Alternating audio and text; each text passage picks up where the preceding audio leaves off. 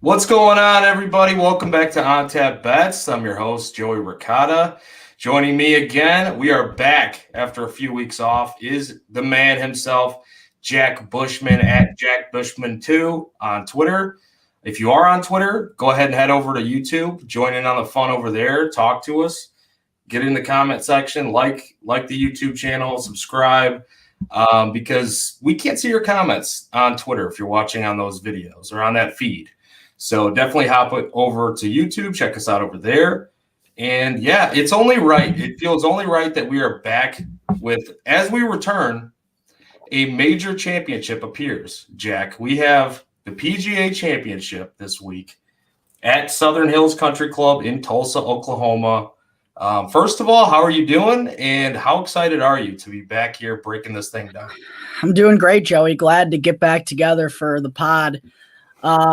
I'm ecstatic for this week, really. And I was telling you that a little bit before we were recording. Like, usually in terms of the four major championships, the PGA kind of falls down towards the bottom for me. But this year, I'm really pumped for it. Maybe it's because in Chicago, we're finally starting to get some nice weather. Golf season is finally upon us after a rainy spring that lasted a lot longer than we would have loved. But yeah, I'm totally stoked for this. It's at a course that the PGA hasn't played on since. Tiger Woods won this very event back in 2007. Tiger himself, of course, looks like he's going to be a part of the field here once again. And per usual for the majors, we got a heck of a field here, man. And I'm super stoked about it. I really can't wait till Thursday morning rolls around to get covering and watching this tournament from start to finish, man. I'm excited to break it down.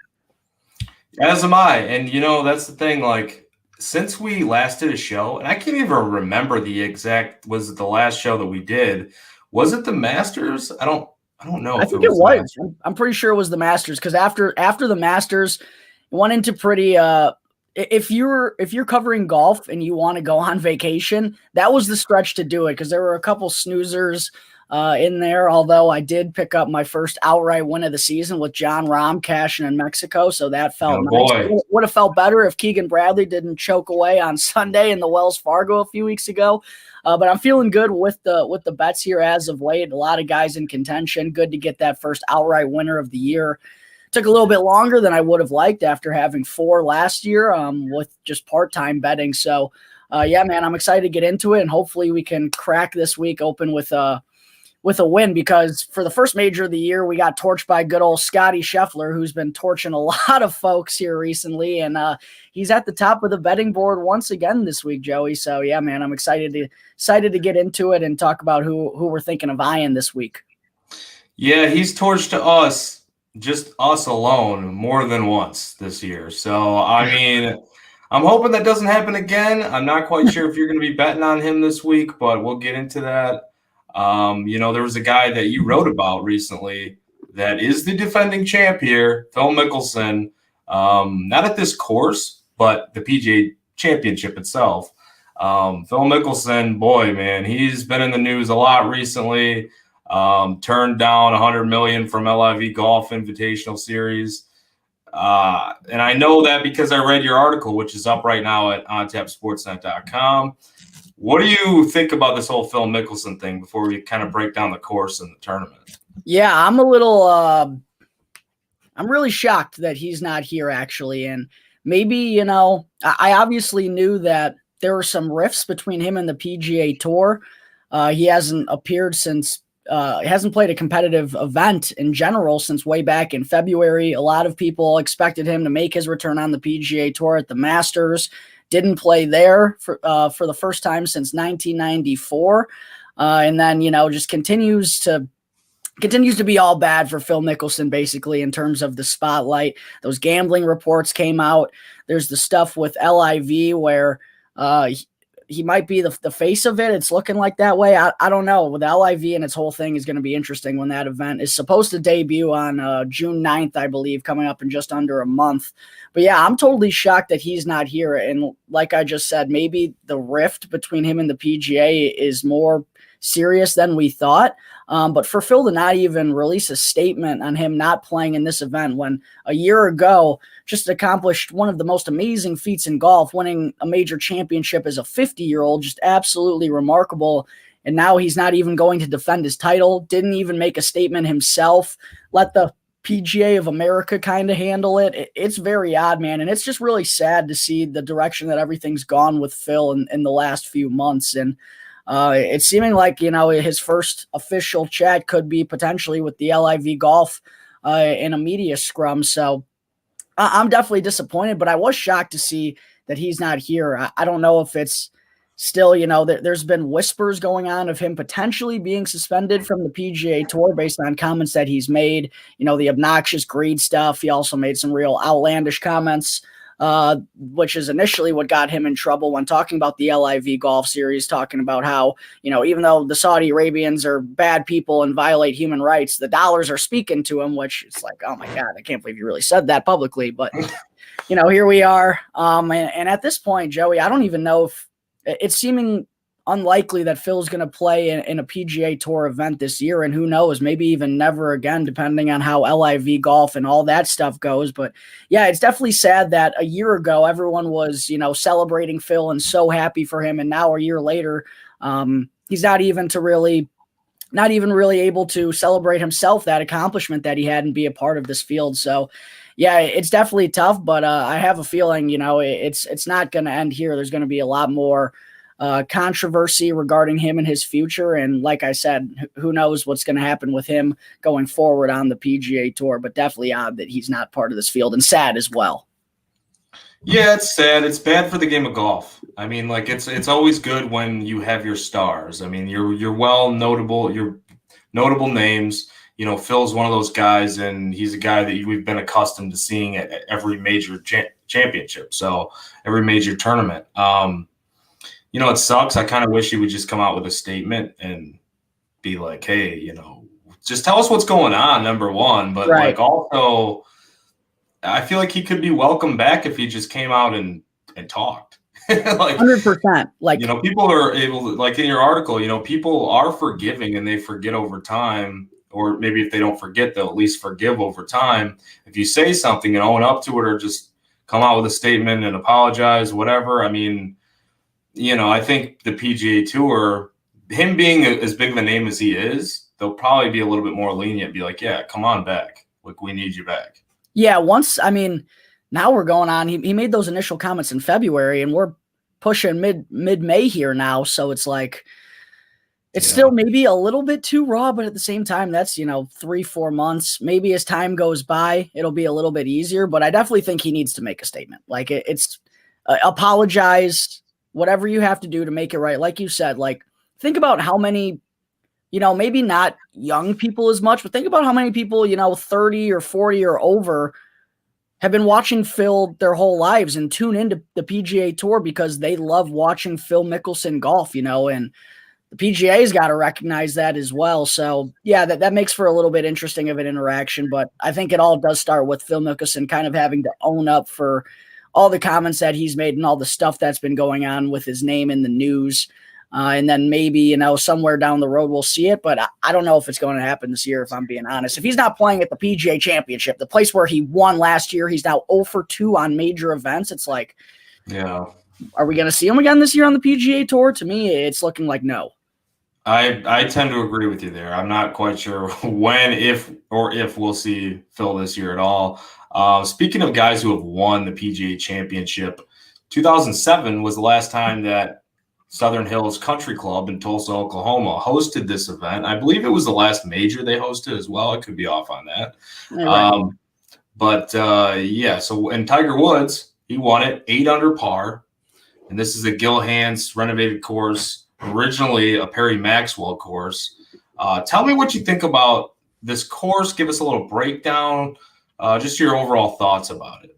Yeah, so 2007, when Tiger won, was the last time that it was part of a PGA Tour event, but it was redesigned in 2019. They cut down a bunch of trees. It's a lot more open, a lot more susceptible to those Tulsa, flat plains winds. I really do believe the wind is going to be a factor this week. But all in all, it is a bit different of a course than we saw the last time when it hosted the PGA Championship way back in 2007.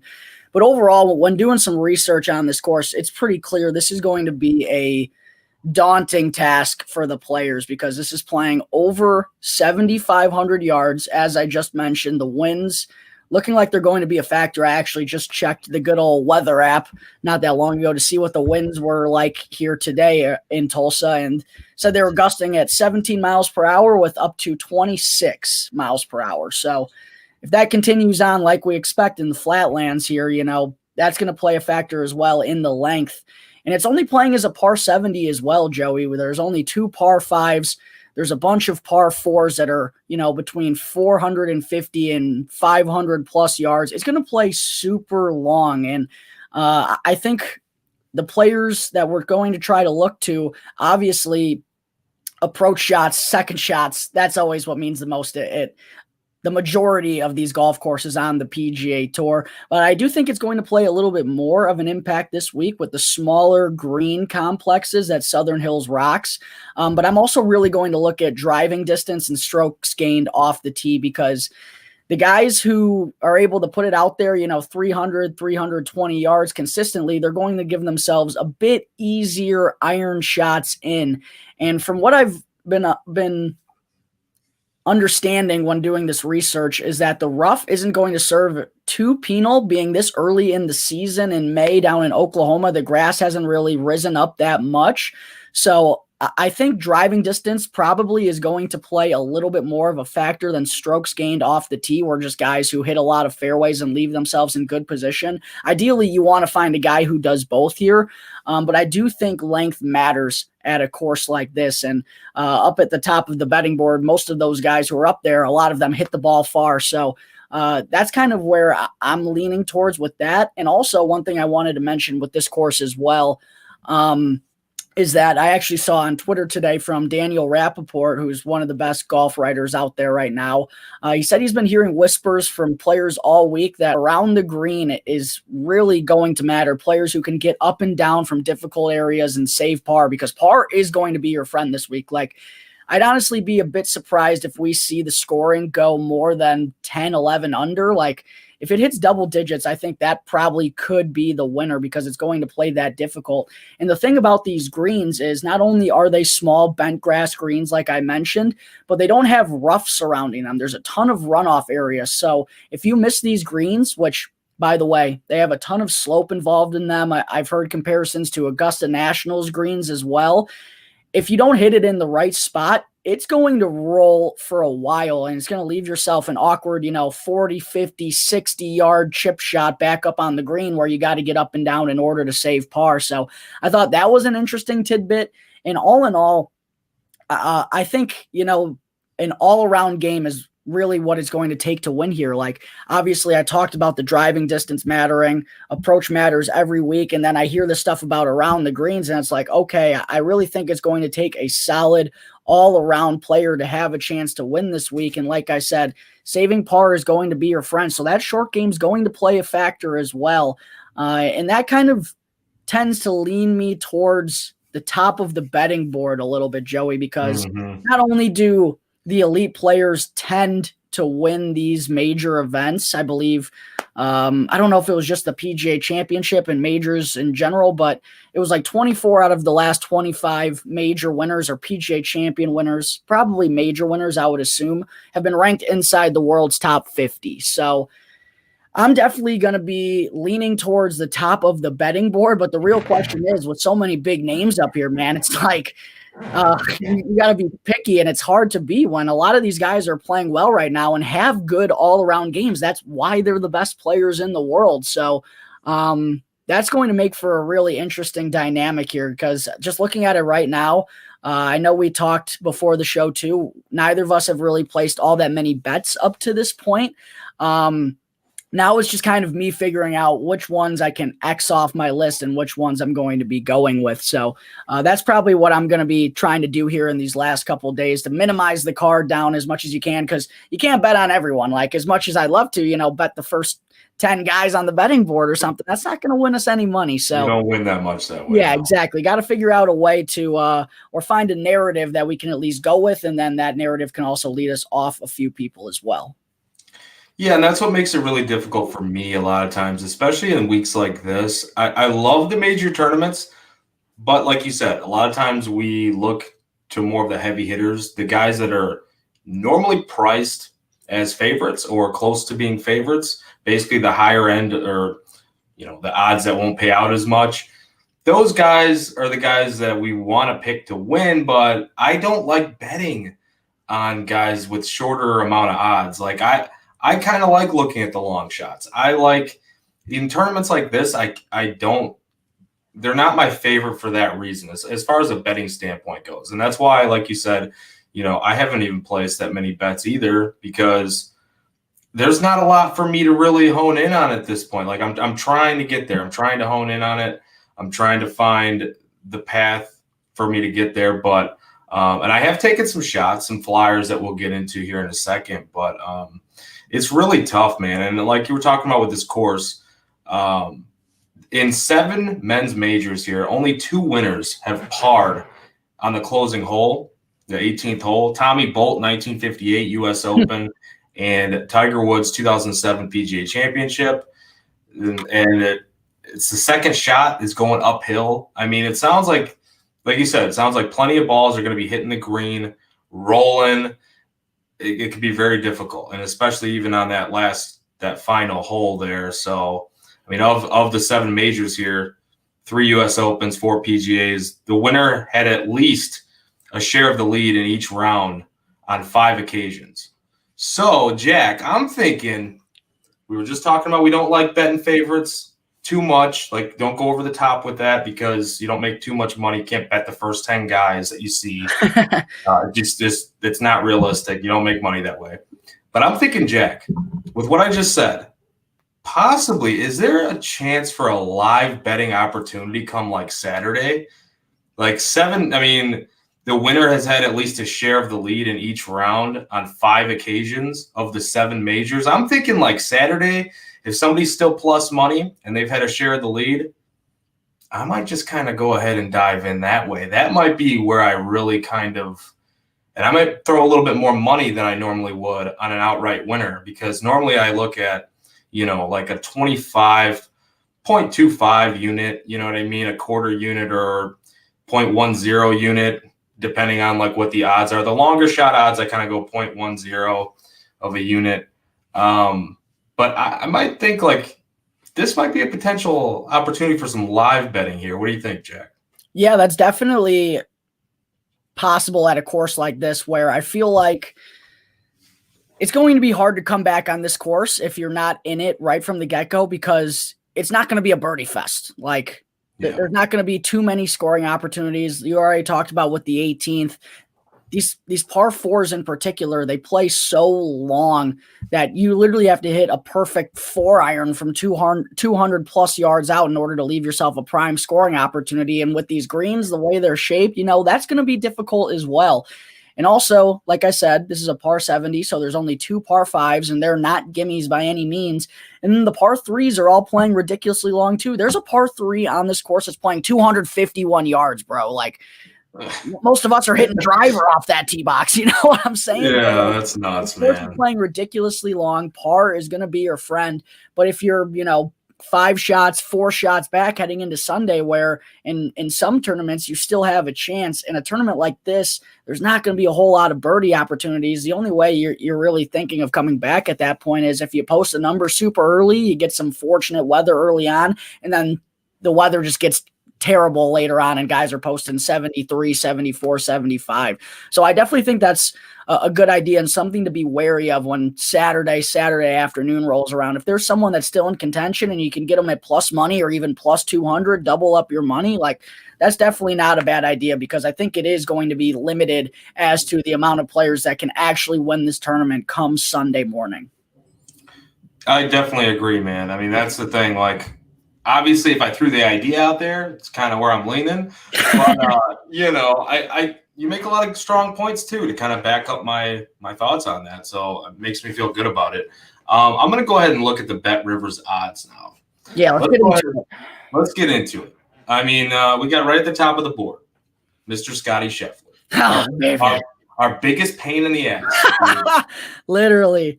I love Scotty Scheffler, but I'm just saying he's been a big thorn in our side because my bank account doesn't love Scotty Scheffler. I'll tell you that. No, mine doesn't either because he steals wins left and right. And I've been a part of 0 of them.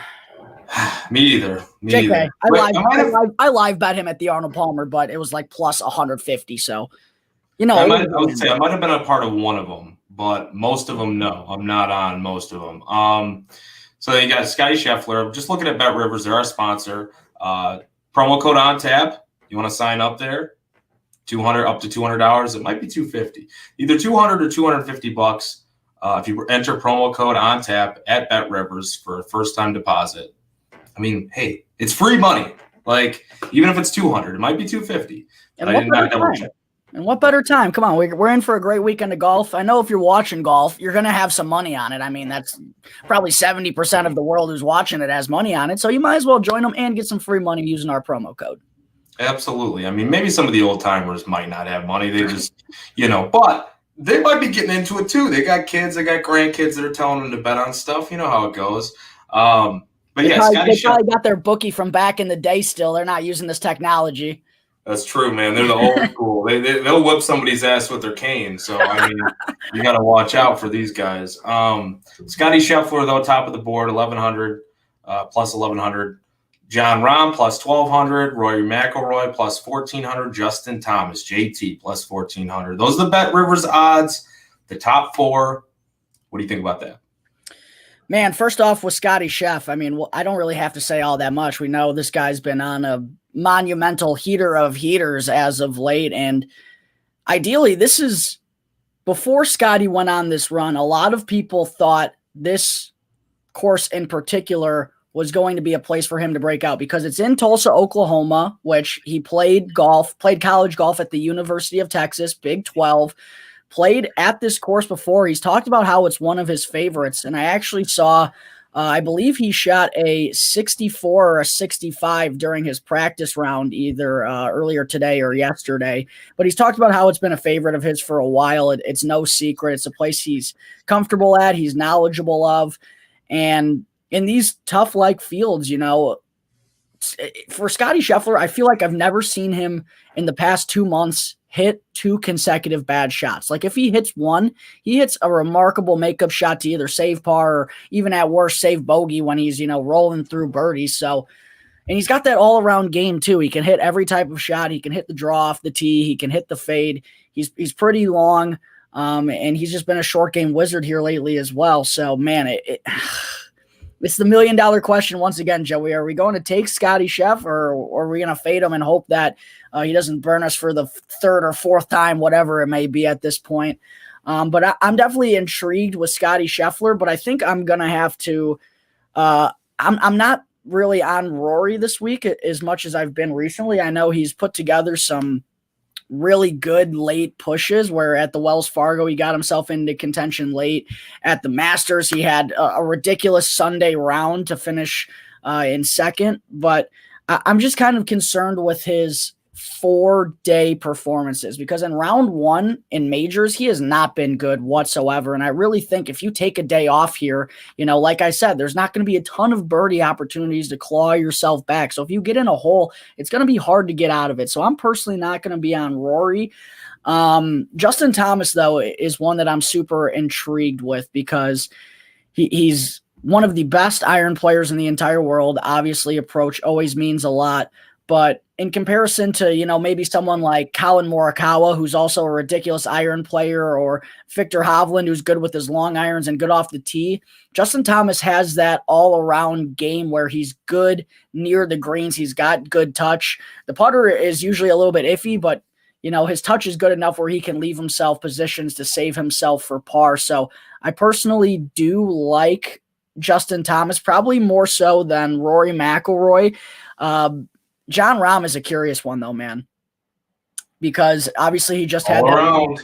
He just had that win in Mexico not that long ago. Not that he needed any more confidence, and he even said that himself. But, it has him feeling good. It's for his first win since the U.S. Open last year. There was a bit of I don't want to say a slump, because Jon Rahm's still Jon Rahm, and he still finds his way around making cuts and near the top of the leaderboard. But I think it was a big one for him to just kind of get over that hump and get that win out of the way rather than having to do it at the first major. But with the rest of the board being interesting as well, I feel like I'm going to have to pick one of these guys, and I haven't made it yet, but I'm probably leaning towards Scottie Scheffler or Justin Thomas at the top of those four. Makes a lot of sense. I mean, I'll tell you right now, I'm not going with either of them. And it's just because, like what I said earlier, I don't like paying premium prices for golfers. I just don't. I mean, there's so much variance that can happen. You can, especially with the way that, as you talked about basically at the top about these greens, you hit them just the wrong way, it's gonna roll. Yeah, you want the best golfers in the world, the guys that are the favorites. But I feel like there can be a lot of variance at a course like this. Just knowing that, just having that knowledge of the course or just understanding of it, that I feel like paying the premium price here is just not something I want to entertain. And that's just a personal strategy. And I, if I were to go a route though, I'd probably lean the Jon Rahm way because of the things that you mentioned. Kind of got off. It was nice to see him get off there and pick that up, that victory. And he's a guy that even though during his slumps, he doesn't really slump. Like, he's still always in the mix, and I have no doubt that he'll be in the mix again this week. But, a couple bad shots here and there, that's a difference between 10th and 1st maybe at this tournament. So and I just don't want to take that risk. Maybe, as I said before, if there's a live betting opportunity where I see him there on Saturday with plus money, hey, maybe I'll do it just because it's Jon freaking Rahm and he's up near the top of the leaderboard. You know what I mean? So yeah, I don't want to miss out on that. Maybe a plus 150, whatever. I still might hit it. Yeah, and he's got a good all-around game as well. I totally would understand why you want to go that way. And as for you kind of not wanting to take the top, look, we all got to make our own narratives of which direction we want to go. As you said, you can't take too many guys or else neither of us are making any money here, and that's the point of this. We want to find the winner and cash in on the second major of the year. So listen, there's a lot of different directions that we can go with this. And I understand why you would go that route too, because as we scroll down the betting board, I mean, there's still a lot of big time players who have better odds, as we get into the higher teens or even some into the 20s and 30s as well, Joey. Yeah, there are. And one of those guys being Jordan Spieth, whose numbers come down quite a bit, as you mentioned to me before we hopped on here live. His number, I found it at BetMGM. It was 20-1 or plus 2,000. I like that number for him, but as you were saying, it's going down on just about every other book. And I did get it at that 20-1 price, and I like it there. That's basically as high of a price as I'm willing to spend this week, pre-tournament anyways. And it's one of the only bets that I've placed because I have not placed a ton, as we've mentioned. But Spieth, man, I want to see it. I'm rooting for the Grand Slam. He's been golfing well.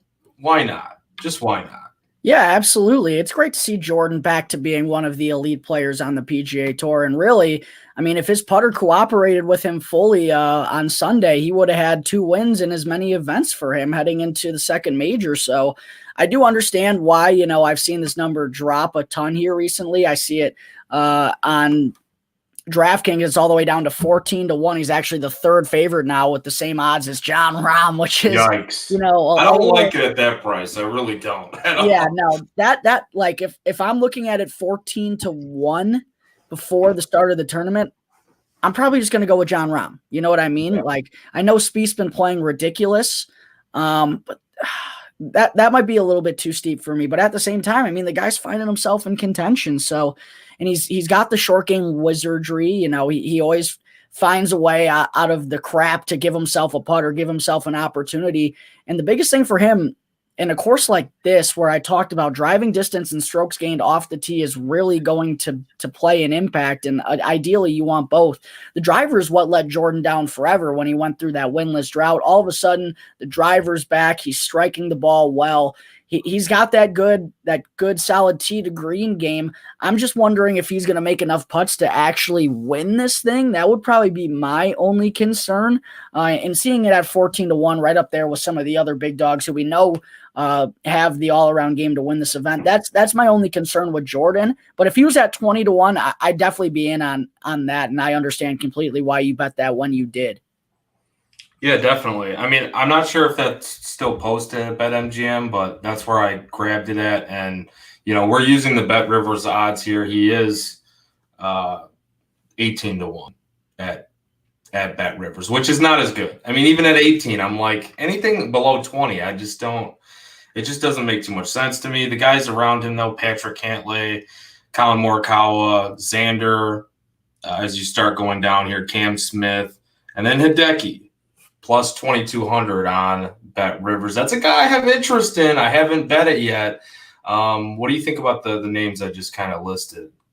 Yeah, a lot of good golfers in that group as well. Hideki just had a really great final round at the Byron Nelson, possibly showing that he's in good form. I do like Hideki. I'm personally – Colin Morikawa was one that really interested me coming into the week. Obviously, he's won a PGA Championship before, a great long iron player, great off the tee in terms of leaving himself in prime position. But when I heard those rumblings of, around the green game really mattering, I know he's done that in the past at the Open Championship. He was able to salvage himself and hang on down the stretch, but I am concerned about his ability to do that this week. Same with Victor Hovland. Those two in their short games leave me a little bit concerned. So those are a couple guys I'm going to be off of. Patrick Cantlay, though, is one guy who definitely intrigues me as well. I'm seeing him at 22-1 right now, which I think is a great number for him, honestly, because he's been playing some really solid golf here as of late. He won the Zurich with Xander Schauffele.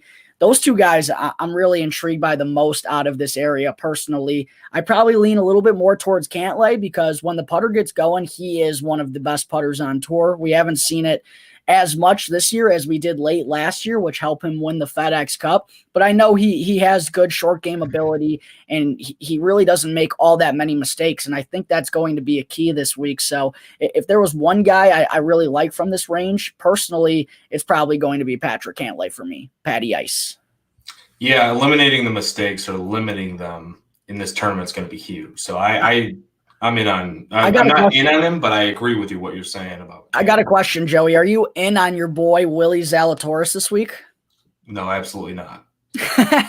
Why not? Absolutely not. I just don't trust him right now. I don't know what it is. It's just I know he was just cut, right? I mean, where did he get cut from? What was it? Was it last week that he was cut? I honestly don't know. I gotta look at this now because I wrote it down. He was cut at Byron Nelson. So I don't know what to make of. That's bad. That course is a gimme too. I mean, guys were shooting 26 under.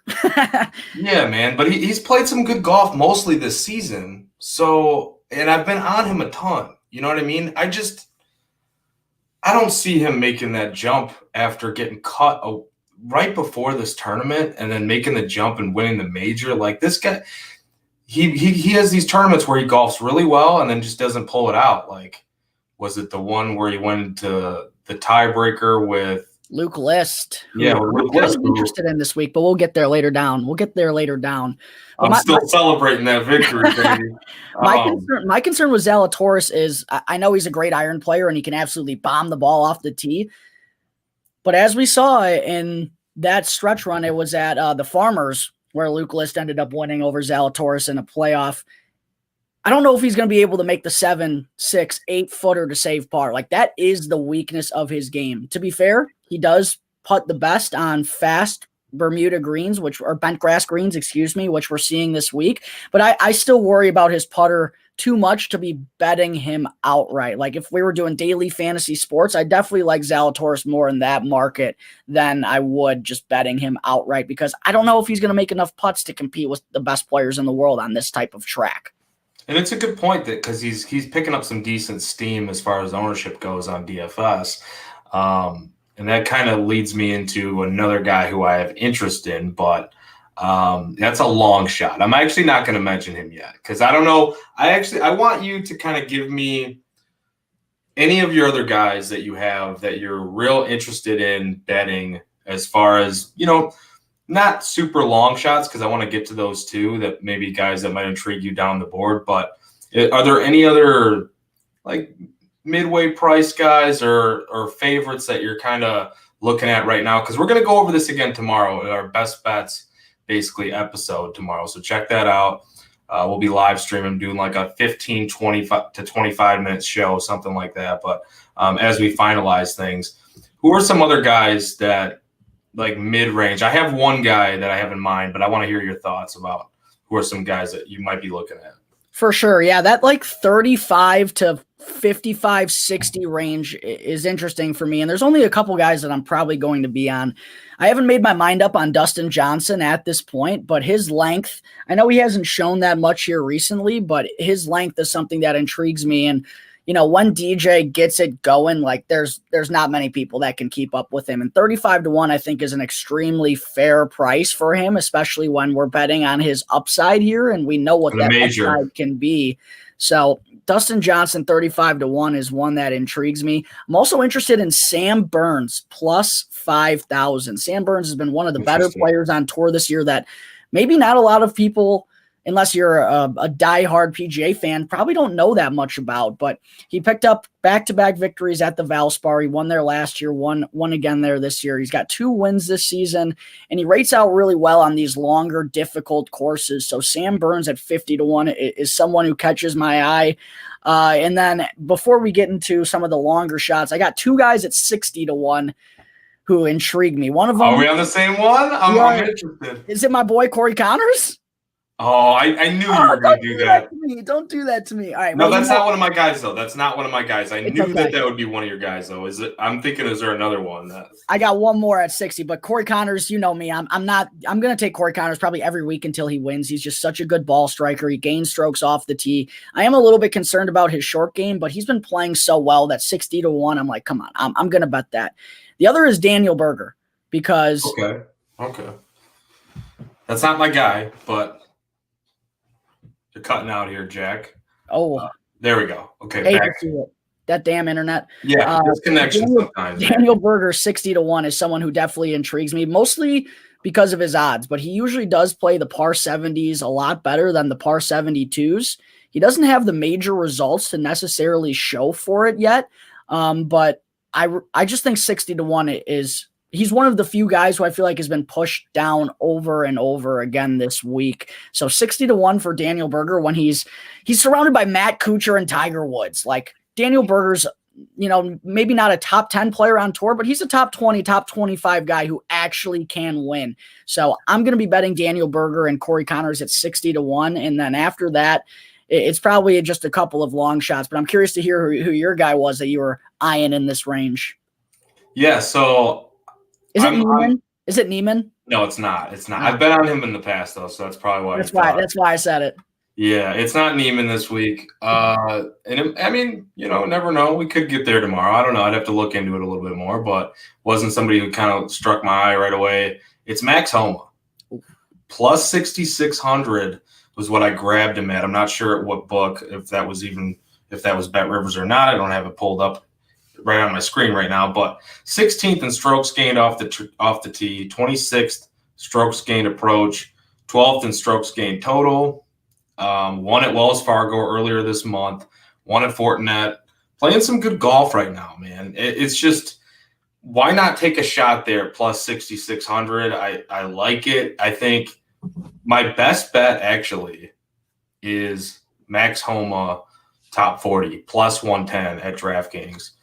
That to me is just, I think he's going to get a top 40. Like I just really think he's going to be finishing in the top 40 this week. He's playing too well. Give me your thoughts on him. I don't really know if he's going to win this tournament, but I figured I might as well take a shot there for the win too. But the top 40 is like one of my favorite bets this week.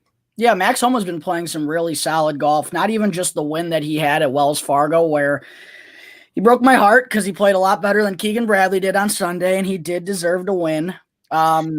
Yeah, that sucks. I'm bringing up the guy that like literally broke your heart, basically. like a week and a half ago too. It's still fresh. The emotions are still raw. Joey, thanks a lot. But no, Max Homa's been playing some really solid golf. He's got 4 top 20s in his last 5 events. Played really well at a difficult course in the Genesis. Played really well at the Players. Played really well at Arnold Palmer, and I think the knock on Max Homa that a lot of people are going to have when they hear you say that is, oh, well, he doesn't really have the results in past major championships to show for it. But at the same time, Max Homa is, in a sense, I feel like he's really kind of been hitting his peak here for the last year and a half or so, where he's really become, a consistent winner here a little bit on the PGA Tour, and he's got a good all-around game. He's a good mentality guy. He's lighthearted but super competitive. I like that about Max. That wherever he's going to be, he's going to keep himself battling. He's going to be having a good time. I don't know if I'm going to get there personally, but I would understand completely why you would, because on difficult tracks, which haven't necessarily been his forte throughout his career, over the past month or so, he's been handling those really well. So. It's not that I don't love Max Homa. I think it's just that I like a couple other people in this range, but there are a lot of reasons to be on him, not even just that win. Like I said, he's been playing really solid golf as of late on tough tracks. So it's definitely not out of the realm of possibility by any means. Okay, I like it. So you're not on him, but you give me a lot of hope that I could be on the right path there. And hey, the other guys you mentioned, like the Daniel Bergers, those guys in that range, that makes a lot of sense to be on those guys too, because there's no reason why you should be in the same price range for those guys with Tiger Woods and Matt Kuchar. It is, because, dude, is Tiger Woods going to be able to walk the entire course? I mean, we saw him at the Masters just after those first 2 rounds. It just got – it was kind of hard to watch, to be honest. It was good for him to be out there, and it's good to see him back. I love it. But he just doesn't have a realistic shot to win this week, right? If we're talking Tiger Woods, I don't know.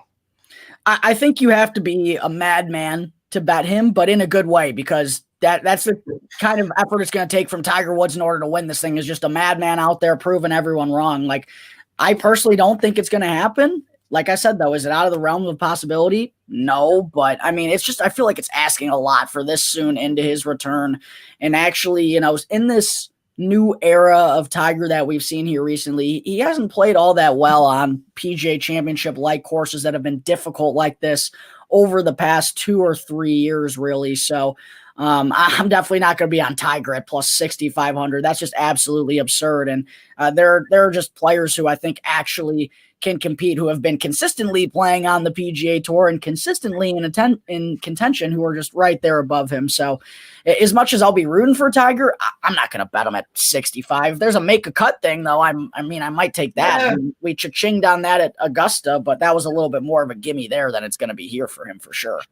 A little more of a gimme, but at least he does have some experience here that he's done really well. So that's the other part that's going for him. It's not recent experience, but he doesn't have a little bit of knowledge. And it's a little bit of a different course, I believe, than back then. But yeah, they renovated it a little bit, but mostly they just got rid of a lot of trees and opened things up a little bit more. So he's going to know the shape of the holes and what, he knows the mindset of what he has to do to win a major. It's not make mistakes, not put yourself in bad positions. If anybody knows that, it's Tiger frickin' Woods. So Tiger's one of those guys that his brain, he'll be thinking about this. He's been thinking about this for weeks and months in advance about how to kind of attack this course, I believe, because I thought you were going to say guys that have been in attendance, golfers that have been in attendance. He hasn't been in attendance because what is he waiting for? He's waiting for these, the rest of it doesn't matter. And just to see him back out at the majors, he's studied this for a while now. If we're sitting here talking about how the ball's going to hit the green and roll,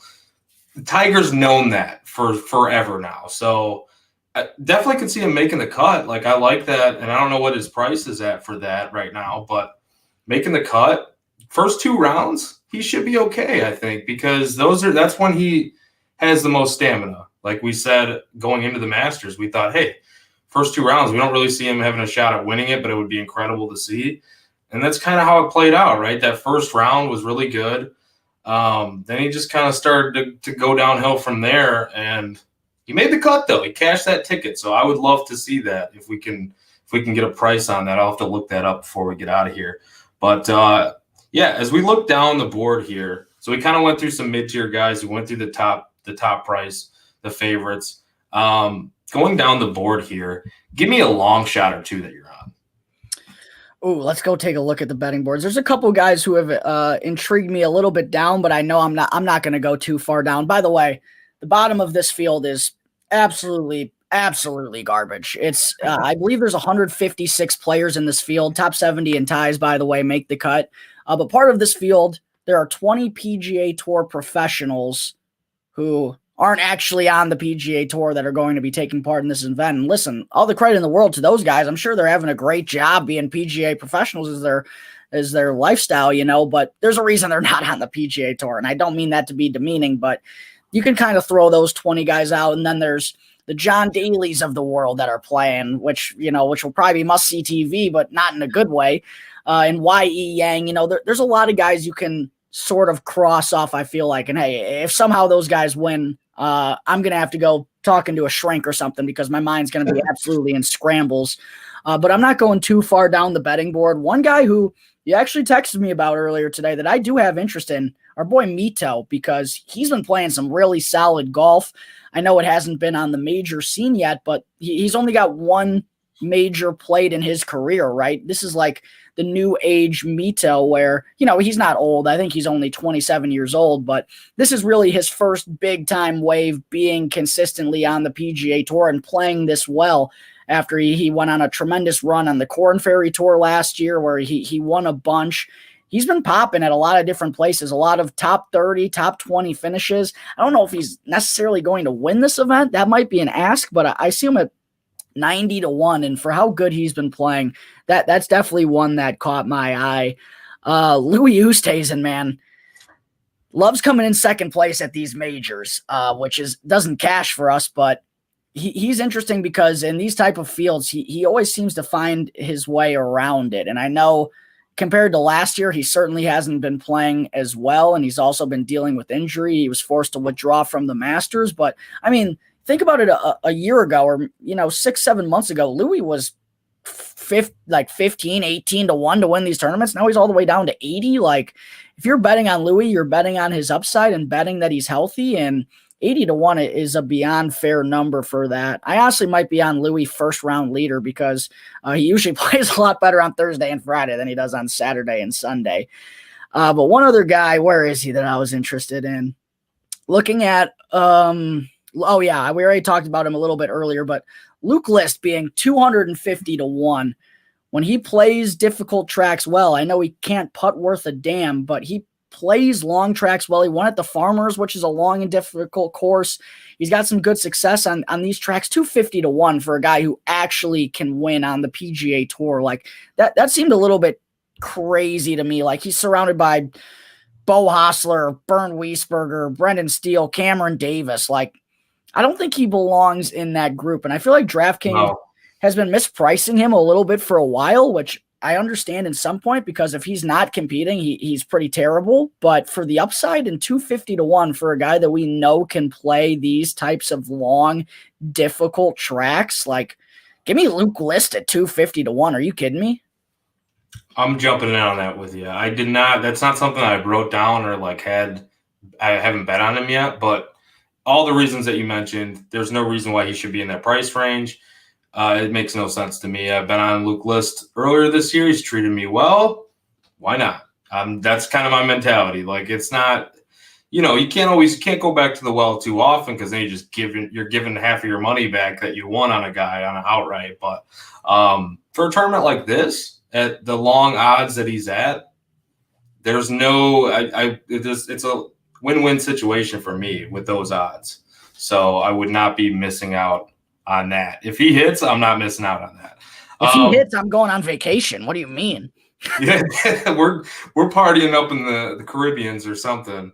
But yeah, one of the guys that you mentioned too, Mito. You mentioned Mito. I actually grabbed him at plus. It was 160 to 1, plus 1600. Yeah, that's where I grabbed him at. It was on FanDuel. Smart man. Dude. So I like to look at these DFS sites. You know, I like to play a little DFS. I do MLB, NFL, a little bit of PGA too. I look at these sites for projections. I look at them for ownership as far as or rostership percentage of how and what their probabilities are to win, what their top 20 is, what these projections say, just to kind of get a feel for it, right? Not necessarily you don't stick by what the projections say because then all the projections have the top guys winning most of the projections, right? That's just a matter of it. And we know that doesn't happen. They don't fall in line with projections. It never happens to a T. But Mito, shout out to rotogrinders.com. Just give them a little plug real fast because I like using their projections. 15th highest win probability based on their projections for this tournament. 15th. He's also fairly low owned for you DFS players out there. Under 10% ownership at under 7,000. I'm just saying. I'm throwing a dart out there. His odds to actually win plus 16 or plus 160. Jesus, I can't even talk right now. 160 to 1. There you go. Like, there's no reason why his odds should be that if a projection system sites, if one of those sites has him as the 15th highest probability. Throwing a dart here, he was T17 at Byron Nelson, 30th in strokes gained off the tee, 21st in strokes gained tee to green, 4th in greens and regulation percentage, 15th in scrambling percentage. Only played one major. That's what I texted you about. I'm like, really? He's only played one major? I feel like I've been hearing his name for a while now. So that surprised me. But that was 2019. But I mean, I'm hoping for some success here. Last week, coming off of that, can play well here. Why not, man? Just the too good of odds for me to pass up. 100%. I mean, it's basically slashed down in half of what you got it at now. And Mito's been playing some of the best golf in the last year and a half of his career, probably the best golf of his career, which is why he's now part of this PGA Championship major event. So, yeah, I mean, if I was interested in him at 90 to 1, 160 is a no-brainer, right, buddy? But yeah, that seems like a good get by you. But hopefully Mito can do some work for us throughout the week. But other than that, Joey, I don't know how much further I'm going to go down. I really think other than Luke List, I don't think I'm getting any lower than that. Are you? No, I haven't really gone much lower than that, if I'm being honest. I'm trying to see where his odds are at now. Mito is actually still at the same price on FanDuel. Well, go get it at FanDuel, folks. Go grab it there. That's bananas compared to what I'm looking at some of these other places. Yeah, and you guess who else is down in that range too? Oh, Luke List is the same price on FanDuel. He's 160? Yeah. He's 250. I'm seeing him at 250 still on. This is DraftKings, yeah. Yeah, he's you just gotta shop around, like with these tournaments, I think shopping around. It's Hoagie's right there too with List. Your boy. Yeah, my boy's right there. I might need to pull out the Hoagie buns. Dude, Hoagie's a good player, man. He's having a really good year. I think he actually still might be in the top 10 in terms of the FedEx Cup because he was on an absolute tear at the beginning of the season. He was also in contention going into Sunday at the Players. I don't know if I'm going to get there with Hoagie, but it's not the craziest thing in the world by any means. No, it's definitely not crazy. I mean, I'm not sure if I am either, but I might need to just, for shits and giggles. But one more bet I want to mention too. That's kind of my only long shot so far. And I'll be hopping on the List train with you as well for all the reasons that you mentioned. Alex Noren, top 40. He was plus 140 on DK. Good form. I mean, he's made 8 straight cuts, 4 finishes, T12 or better in the past 3 months. All sets up kind of nicely for him, I think, because he's great around the greens. or great on the greens, I should say, and he can scramble and get up and down a little bit too. So yeah, man, I think this is a good spot for him to. I think he could get maybe top 30, top 20, but top 40 at plus 140. Just I'm going to take the plus money there, and I think it's a little safer to go top 40. Yeah, we were on. I think we were on Noren. I don't know if it was at the Masters, but we were on Noren somewhere. It might have been actually at the Masters, but he's been playing some really solid golf as of well, too. So top 40, I mean, I'm not going to bet Alex Noren to win this event, but if you want to get a piece of Alex Noren, that's definitely the way to go. Yeah, definitely. I wouldn't bet him to win either. I mean, if you're feeling like a wild man, sure, I'm not going to tell you not to, but I'm not doing it. Before we go, have you found anything on Tiger to miss the cut? Because I can't find it. I don't know if I'm just losing my marbles here or what. Let me look. Which book are you on so I can look elsewhere? I'm currently on DraftKings, but okay, so if I don't find it in 10 seconds, I'm going to go open up BetMGM or something. To make cut, Tiger. Let me see. Probably have him juiced up now. Let's see where he's at. They might have learned their lesson from the last time. Yeah, probably. I would not doubt it. And juiced him way up. If you were reasonably betting Tiger at Augusta, you take him to make the cut, not to win the damn thing. Oh, absolutely. Yeah, I'm not seeing him on FanDuel either. Let me see our sponsors here, Bet Rivers. We should have checked that one immediately. There's just so many different things you can bet on. Like tomorrow, it's actually ridiculous. Yeah, there's so many things, especially for golf. Tomorrow, when we do the show again, be a shortened show, but we'll probably talk some matchups. At least I will, and then we'll talk some different markets like, top Australian, whatever, all those different nationality props, and maybe even some more top 40s, top 20s, things of that nature. Miss the cut. Why is this so hard to find? To make the cut on Bet Rivers, they got to have Woods listed. They just have to. Come on. I don't understand why some of these books do not have them. They look like they have them alphabetically. There we go. Wait a second. One of them is minus 125 and one of them is minus 110. Let's see. Yes is minus 125. Yes to make the cut on Bet Rivers. I would take that. I think minus 125 is fine. If it was juiced up to, minus 150 and up, I think I'd probably just be like, I'm good on that. I don't need that. But minus 125, I think I would lay that price for Tiger to make the cut. Yeah, that's anywhere other than that probably for me. That's enough to keep me enticed. We'll see if that's going to change throughout the day tomorrow when we talk about that on our final bet show. But you can expect that to be part of it, part of the conversation for sure, because if we're watching Tiger, man, you got to have a little change on Big Cat. It's only fun, right? And by the way, I don't know if you saw this, but he's playing in a pairing with Rory McIlroy and Jordan Spieth. Oh, nice. It's going to be an awesome pairing, man. And I'm just super excited for this tournament to get underway on Thursday morning, dude. I'm jacked up, Jack. We've went now for almost an hour. We have talked about a ton. Basically, this is more of a preview episode, but final bets. We'll get our submissions in. We'll be placing them ourselves, and then we'll be talking about them. We've already placed some, but not a ton. But for those of you listening and watching, check us out tomorrow. I'm not sure what time yet, but we will put out a tweet that will say when we're going to go live and then when we do go live. So you'll be able to see that. Obviously, this is sponsored by OnTapSportsNet.com, where you can check out all of Jack's great golf articles. You can check out all your Chicago sports needs there. We've got it all. We've got podcasts, live stream shows, just about we have all of the main core four sports in Chicago for those teams.